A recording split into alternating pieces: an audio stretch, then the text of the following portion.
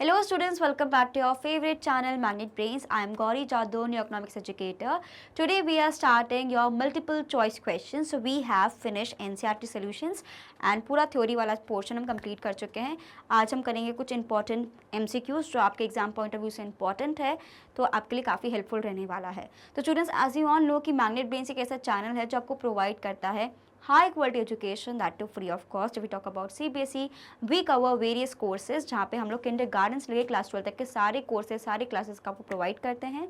And we also have a Hindi medium channel जहाँ पे हम डिफरेंट स्टेट बोर्ड्स को कवर करते हैं, like Delhi board, Bihar board, UP board, MP board and Rajasthan board. And वहाँ पे जो आपको वेरियस क्लासेस देखने को मिलेंगी, क्लास 6 से लेकर क्लास 12 तक के सारा आपको कोर्स मिल जाएगा. एंड स्टूडेंट्स, हमें सिर्फ यूट्यूब पर नहीं, डिफरेंट सोशल साइट्स पर आपको लगातार फॉलो करते रहना है ताकि कोई भी अपडेट हो तो आपको पता चले. And we also provide e-notes and e-books, उसकी जो लिंक है आपको डिस्क्रिप्शन बॉक्स में मिल जाएगी, तो कभी भी जाके आप देख सकते हैं. तो इसी बात पे सबसे पहले आपको क्या करना है स्टूडेंट्स, जल्दी से करना है like, share and subscribe to the channel. Okay students, let's start today's class. So we have question number 1. Everyone बहुत एनर्जी के साथ करना है, बिल्कुल डल नहीं होनी चाहिए क्लास, है ना. So who among the following is engaged in an economic activity. What is an economic activity, जल्दी से पहले मुझे ये बता दो, है ना. बाकी सारी बातें बाद में, पहले मुझे बताओ what is the meaning of economic activity. कोई मुझे बता पाएगा what is the meaning of economic activity. Economic activity का मतलब क्या होता है कि भाई जहां पे इन्वॉल्वमेंट होता है मनी का जी, या मॉनेटरी गेन भी हम बोल सकते, सीधे मनी नहीं बोले तो. So economic activities refers to those activities जो आप बिल्कुल फ्री ऑफ कॉस्ट नहीं कर रहे, उसके बदले में you are getting paid for it. हमें पता है 3 टाइप की इकोनॉमिक एक्टिविटीज होती हैं. एक होता है हमारे पास प्रोडक्शन, ठीक है, एक होता है हमारे पास कंजप्शन, ठीक है, हो गया प्रोडक्शन, कंजम्पशन एंड डिस्ट्रीब्यूशन. ये इकोनॉमिक एक्टिविटीज़ रहती हैं. अगर ये सारी एक्टिविटीज़ के बदले में आपको मनी मिल रहा है तो वो आपकी एक इकोनॉमिक एक्टिविटी होगी. अगर आप नहीं मिल रहा है तो वो इकोनॉमिक एक्टिविटी नहीं होगी. मैं आपको टीचर का एग्जांपल बहुत बार देती हूँ बिकॉज आप जल्दी समझ पाओगे. जैसे कि एक टीचर स्कूल में पढ़ा रहा है या मैं आपको यहाँ पे पढ़ा रही हूँ, तो I am getting paid for it, है ना. तो ये क्या होगा स्टूडेंट्स, ये इकोनॉमिक एक्टिविटी होगी. वहीं पर अगर मैं एक छोटे भाई बहन को पढ़ाऊँ, अपने रिलेटिव्स को पढ़ाऊँ फ्री ऑफ कॉस्ट में, तो वो एक नॉन इकोनॉमिक एक्टिविटी हो जाएगी. क्लियर. तो लेट्स सी यहाँ पे क्या बोल रहे हैं. Who among the following is engaged in an economic activity. Options given है मुझे. एक है a farmer growing wheat for self consumption, a father buying books for his children, a person going to temple, या both A and B. तो बहुत ही simple है, जल्दी से मुझे सोच के बताएंगे इसका answer. All of you will answer this question in comments. देखो जो भी है, जितना भी आता है, आप कॉमेंट्स में बिल्कुल अपना आंसर लिखा करो, है ना. Nobody is judging you on the basis of it, बल्कि आप ही का कॉन्फिडेंस लेवल बूस्ट होगा. तो यहाँ पे आपसे पूछ रहे इकोनॉमिक एक्टिविटी कौन सी है. Going to temple economic activity है क्या. आप बोलोगे हाँ मैम, हम भगवान से तो सब कुछ मांगते हैं फिर हमें वापस देते हैं, है ना. आप लोग जाते हो, फिर आप इकोनॉमिक एक्टिविटी उस तरीके से होती है, आप बोलते हो कि बस मेरा ये काम कर दीजिए, मुझे बस पास कर दीजिए, मैं आपको 51 रुपये का प्रसाद चढ़ाऊंगा, ये करूँगा वो करूँगा, है तो ना, खूब फिल्मों वगैरह में चलता है ये सब.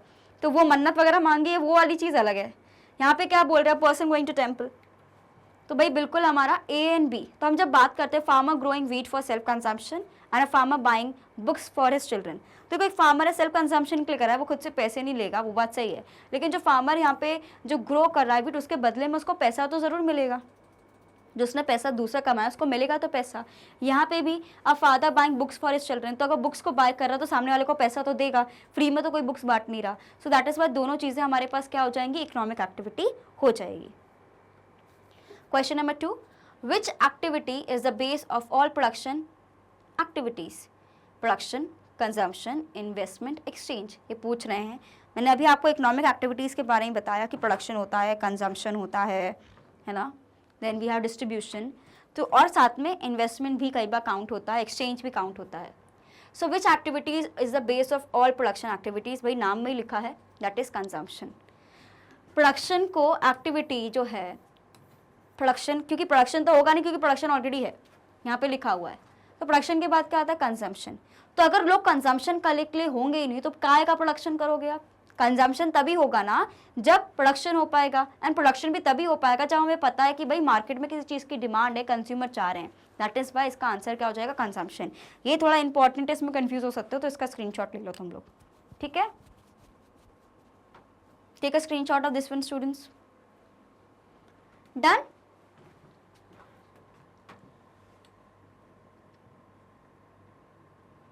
Question number 3. In which process raw material is converted into end products having utility? ये पूछ रहे हैं कि जो वेरियस प्रोसेस रहते हैं इसमें से कौन सा ऐसा प्रोसेस है जहाँ पे हम बोलते हैं कि जो मेरे रॉ मटेरियल्स हैं, ठीक है, उसको हम लोग फिनिश गुड्स में कन्वर्ट करते हैं। कौन सी एक्टिविटी, नाम से नहीं पता चल रहा। प्रोडक्शन का मतलब क्या होता है? किसी चीज़ को बनाना। तो भाई सिंपल सी बात है, converting raw materials into finish goods, raw materials into and products, right. Question number 4. Dash is the process through which consumers satisfy their wants by the use of goods and services. ये कौन सी activity है? Distribution है, production है, consumption है? जल्दी बताओ। Which activity जो बोलती है भाई it refers to the use of goods and services, कौन सी एक्टिविटी है ये? कौन सी एक्टिविटी हो सकती है वाली, बताइए जरा जल्दी।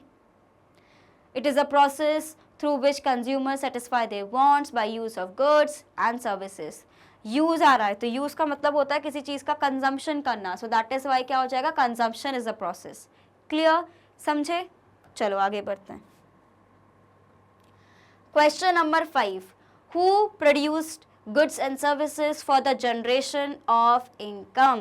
Consumer या producer या दोनों? Who produces goods and services for the generation of income? That is producer. Producer ही तो भाई goods and services बनाता है ताकि उसको income मिले, है ना। आपको पता है जो factors of production होते हैं मेरे पास कौन कौन से होते हैं? land,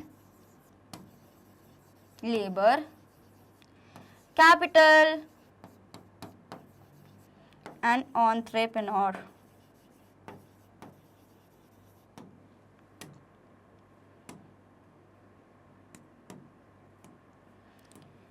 इनको बदले में क्या मिलता है भाई? लैंड को क्या मिलता है स्टूडेंट्स? रेंट मिलता है, ठीक है। लेबर को मिलते हैं वेजेस, कैपिटल को क्या मिलता है? इंटरेस्ट, और एंटरप्रेन्योर को मिलता है प्रॉफिट। क्या मिलता है? प्रॉफिट। क्लियर? स्क्रीनशॉट लीजिए इसका जल्दी से। All of you please quickly take a screenshot of this one कि जो फैक्टर्स ऑफ प्रोडक्शन होते हैं land, labour, capital and entrepreneur, इनको रिटर्न में कौन कौन सी चीजें मिलती हैं। क्लियर?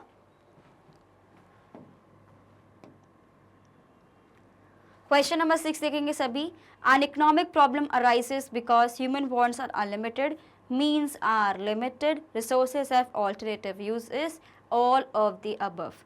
तो देखो सबसे पहले इकोनॉमिक प्रॉब्लम को समझते हैं। ये रिलेटेड है स्कैरसिटी से। स्कैरसिटी का मतलब होता है किसी चीज़ की कमी। Scarcity is basically that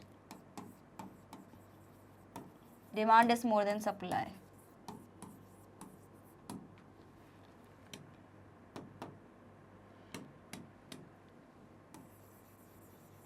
economic problem of choice. 3 चीजें आती हैं, माइक्रो इकोनॉमिक्स में पढ़ चुके हो तुम लोग वैसे। इकोनॉमिक प्रॉब्लम ऑफ चॉइस में पहली चीज आती है कि human wants are unlimited.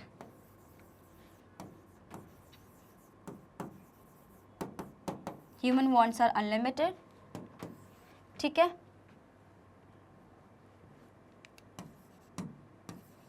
Second, resources are limited. Third, and these resources have alternative uses.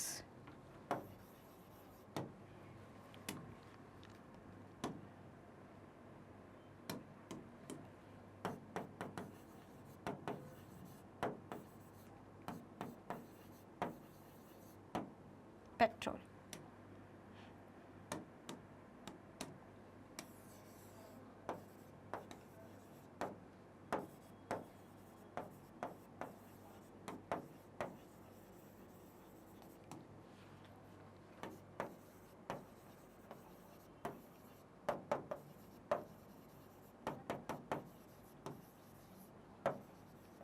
So you need to choose.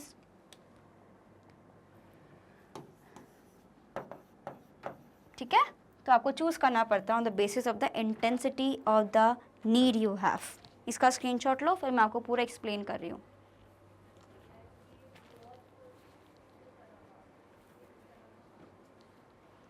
तो जब मैं बात करती हूँ स्केर्सिटी का मतलब होता है कि in relation to the demand for a commodity आपके पास उस चीज़ का सप्लाई नहीं है। तो रिसोर्सेज की डिमांड बहुत है, क्योंकि ह्यूमंस की जो वांट्स है वो बहुत अनलिमिटेड हैं। उनको ये भी चाहिए, वो भी चाहिए, हर चीज़ चाहिए, लेकिन रिसोर्सेज तो मेरे पास लिमिटेड है। इसलिए क्या कॉन्सेप्ट आता है स्केर्सिटी का, जिसकी वजह से हमें इकोनॉमिक्स पढ़ना पड़ता है। पहला पॉइंट यही है कि जो ह्यूमन की जो वांट्स हैं वो बहुत अनलिमिटेड हैं, रिसोर्सेज लिमिटेड है। ये तो दो दिक्कत है ही। एडिशनल क्या, जो रिसोर्सेज लिमिटेड है ना, उसके ऑल्टरनेटिव यूजेस पे, जैसे कि पेट्रोल से हमारे गाड़ी के लिए यूज़ नहीं होता, ट्रांसपोर्टेशन के लिए, उसके अलावा और भी वेरियस मशीन्स वगैरह में भी यूज़ होता है। तो उसके बहुत सारे ऑल्टरनेटिव यूज है। जैसे कि मिल्क की हम बात करें, जैसे कि जब मिल्क बहुत ज़्यादा महंगा हो जाता है, मिल्क से कितनी चीज़ें बन सकती है, मिठाई बन सकती है, दही बन सकता है, पनीर बन सकता है। लेकिन अगर दूध बहुत महंगा होता है तो हम क्या बोलते हैं, भाई नहीं भाई इसको रख दो, सिर्फ दूध पीने के काम आएगा, चाय बनाने के काम आएगा, उससे ज़्यादा कोई दूध कोई कुछ अभी कुछ नहीं चल रहा, कोई मिठाई वगैरह नहीं चल रही, क्योंकि उस टाइम पे वो चीज़ महंगी होती है। तो हम उस चीज़ का, क्योंकि वो चीज़ और भी बहुत जगह यूटिलाइज होती है, तो आप उस यूटिलाइजेशन को कम कर देते हो अगर आपको लगता है कि अभी वो चीज़ महंगी है, क्योंकि आपको पता है कि भाई महंगी है तो उस चीज़ की कमी है। सेम होता है हमारी इकोनॉमिक्स में भी। क्लियर? तो हमारा क्वेश्चन का आंसर क्या हो जाएगा? I think all of the above. इसमें किसी को कोई डाउट तो होना नहीं चाहिए, है ना। इसका स्क्रीनशॉट ले लो, फिर हम आगे बढ़ते हैं। जल्दी से सब इसका स्क्रीनशॉट लेंगे। All of you please quickly take a screenshot of this one. ये जो इकोनॉमिक प्रॉब्लम ऑफ चॉइस है, माइक्रो इकोनॉमिक्स का कॉन्सेप्ट है, इसको हमने बहुत डिटेल में कितनी बार पढ़ा है ना, बहुत डिटेल में कितनी बार पढ़ा है, लेकिन आपको बिल्कुल भी कंफ्यूज नहीं होना है। मैं इसमें भी आपको 3-4 बार पढ़ा चुकी हूँ सेम चीज़ को, ठीक है। क्वेश्चन नंबर 7 पे देखेंगे सभी। Dash is the root cause of economic problems. भाई अभी बताया मैंने, स्केर्सिटी। ये मत कर देना, ये ये सारी चीजें मिला के होती है इकोनॉमिक प्रॉब्लम ऑफ चॉइस।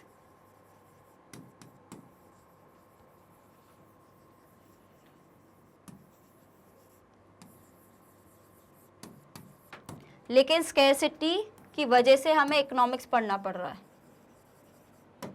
अगर हर चीज अबंडेंस में होती तो कोई दिक्कत ही नहीं होती, है ना। लेकिन स्केर्सिटी, इसलिए हमें हर चीज को सोच समझ के पढ़ना पड़ता है। इसका स्क्रीनशॉट लो, इसमें बहुत गलतियां करोगे तब सब, मुझे पता है। You will all make so many mistakes in this one. जल्दी से लीजिए इसका स्क्रीनशॉट। याद रखना, इकोनॉमिक प्रॉब्लम ऑफ चॉइस अलग है and why do we study economics का कॉन्सेप्ट अलग है, ठीक है, समझे।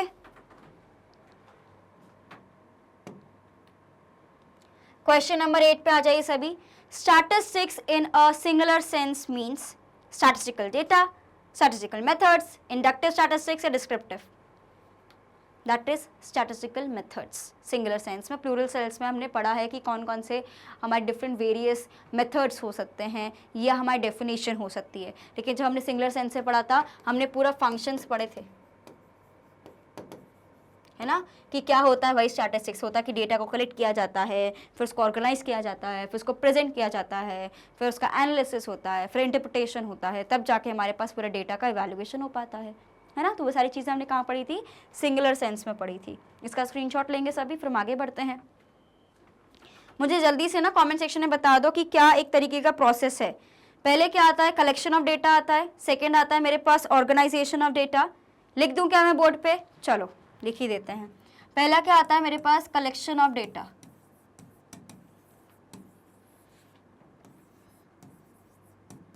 ठीक है। सेकेंड क्या आता है मेरे पास? ऑर्गेनाइजेशन।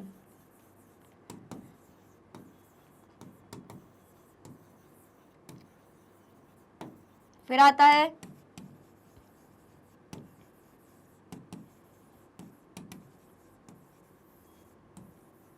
Presentation of data. फिर क्या आएगा मेरे पास? प्रेजेंटेशन के बाद analysis.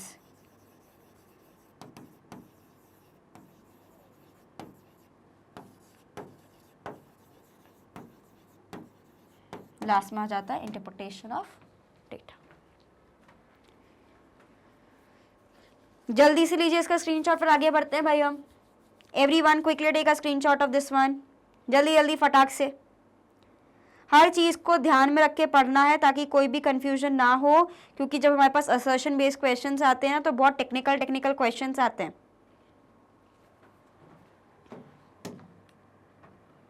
Question number 9, the statistical study begins with the collection of data and ends with the interpretation of data. अभी मैंने पूरा आपको ड्रॉ ही करके बता दिया था, इसका स्क्रीनशॉट लो जल्दी।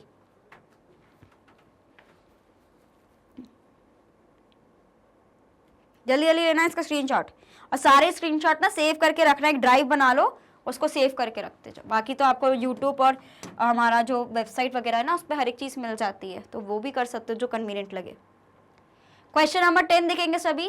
Statistical data is affected by dash cause and effect. मैंने पहले ही बताया था सिंगल टर्म्स में नहीं पढ़ते हैं, मल्टीपल कॉजेस रहते हैं। जब हमने लिमिटेशंस के बारे में पढ़ा था, we do not study statistics in single terms, ठीक है। सिंगल टर्म्स को इवैल्यूएट नहीं किया जा सकता, मल्टीपल चीज़ों को एनालाइज किया जाता है। सो दैट इज इसका आंसर क्या हो जाएगा, मल्टीपल। लो स्क्रीनशॉट इसका जल्दी, all of you please quickly take a screenshot of this one.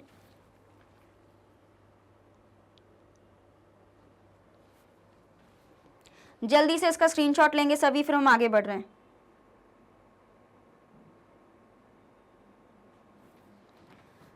Clear? तो याद रखना, जब हमने स्टैटिस्टिक्स डेटा के बारे में पढ़ा था, मैंने उसमें आपको पहले ही बताया था कि इंडिविजुअल टर्म्स की स्टडी नहीं होती।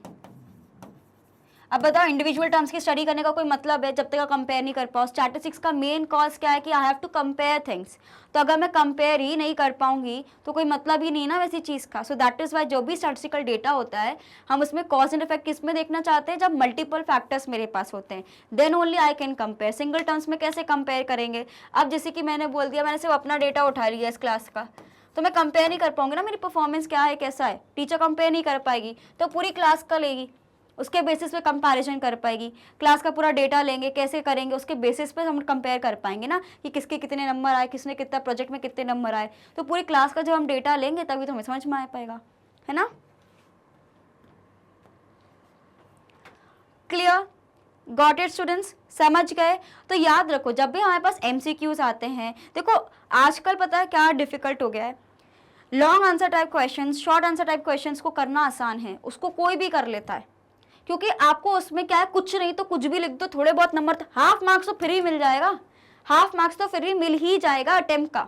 लेकिन जब हम बात करते हैं ना, हमारे पास जैसे कि MCQs हो गए, असर्शन रीजन बेस्ड क्वेश्चंस हो गए, स्टेटमेंट बेस्ड क्वेश्चंस आ गए, जो भी ऐसे मार्क्स होते हैं ना, आपको पता है इसके डायरेक्ट मार्क्स रहते हैं हाँ या ना, या तो आता है या तो नहीं आता है, या तो फिर आपके तुक्के अच्छे होने चाहिए, लक अच्छा होना चाहिए, अगर आपकी भगवान से अच्छी दोस्ती है तो।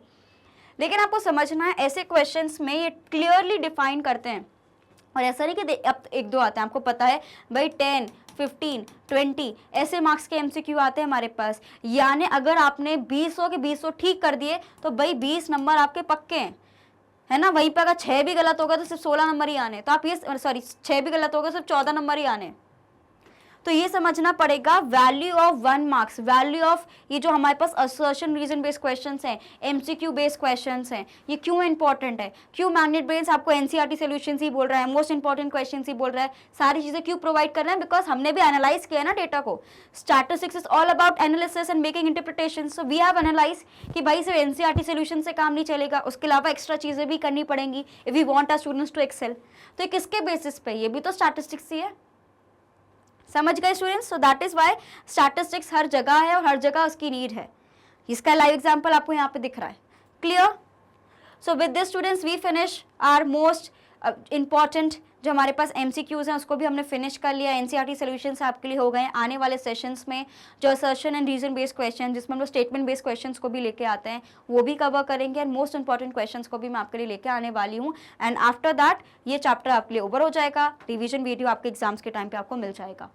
तो आपको ये समझना है स्टूडेंट्स कि हर एक चीज़ स्टैटिस्टिक्स से, हर एक चीज़ इकोनॉमिक्स से रिलेटेड है जो रियल लाइफ में आप कर रहे हो। तो ये वाले सब्जेक्ट को बिल्कुल लाइटली नहीं लेना, बल्कि आप ये सब्जेक्ट पढ़ रहे हो, बहुत अच्छा, आपको लाइफ में आगे बहुत काम देगा।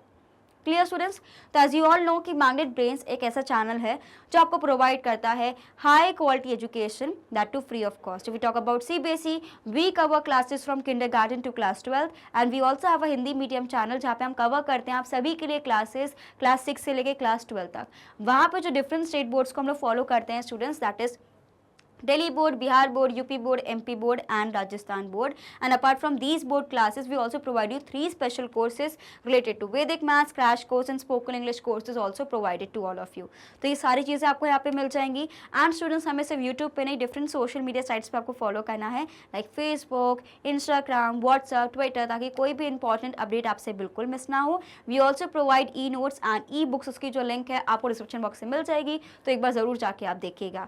तो आपको कुछ नहीं करना है students, you all have been very kind and supportive and ये जर्नी हमारी बस बढ़ती चली जा रही है ना. तो आपको भी इसी तरीके से सपोर्ट करना है, रेगुलर आपको पढ़ना है मेरे साथ. So be regular, be consistent, keep studying. मैं मिलती हूँ आपसे नेक्स्ट वीडियो में. Till then bye bye and thank you for watching this video.